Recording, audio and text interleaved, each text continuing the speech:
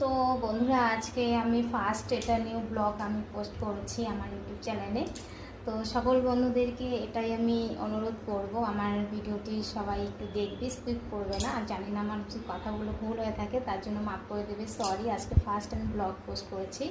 তো বড়োদেরকে আমার প্রণাম, ছোটোদেরকে বুক ভরা ভালোবাসা। তো সকলে আশা করি ভালো আছো। তো আমিও ভালো আছি।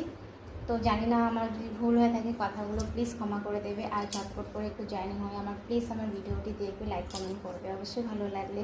তো টাটা বন্ধুরা, সুস্থ থাকো, ভালো থাকো সকলে। তো হ্যাঁ বন্ধুরা,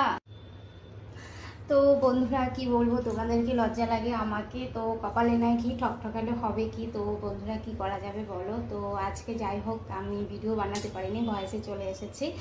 তো আজকে এটার জন্য এটাই কথা যে আজকে সত্যি কি বলবো তোমাদেরকে। তো আজকে আমি একটা কাজ করেছি এরকম, আর এরকম কিছু একটা ভেবেছি তাই তোমাদের সঙ্গে শেয়ার করেছে। তো কালকে গ্রহণ গিয়েছে, তো বাড়ি থেকে ফোন করে বলেছে নাকি সকাল সকাল উঠে স্নান করে সব কিছু ধোয়া কাচা করতে হবে।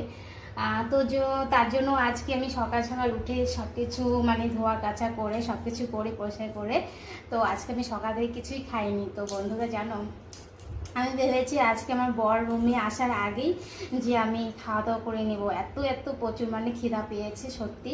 তো কি বলবো, ওর জন্য বলেছি কথায় আছে না, কপালে নাই ঘি, ঠকঠকালে কি হবে। তো বন্ধুরা আমি স্নান টান করে সারা কাজ সেরে আজকে দেরি হয়ে গেছে।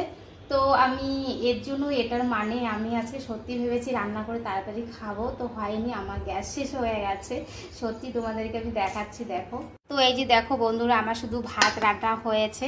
আর এখানে দেখো অন্য কাঁচা কলা আর কি কেটে রেখেছি, রান্না করব। আর এখানে এই যে লাউ শাক নিয়ে এসেছি, লাউ শাক আর কি শাক করব। তো কোনোটাই আমার হলো না। তো কি বল। তো শুভ দুপুর সবাইকে, অল মাই ফ্রেন্ড সকলে কেমন আছে, আশা করি তোমরা সকলে ভালো আছো আর আমিও ভালো আছি। তো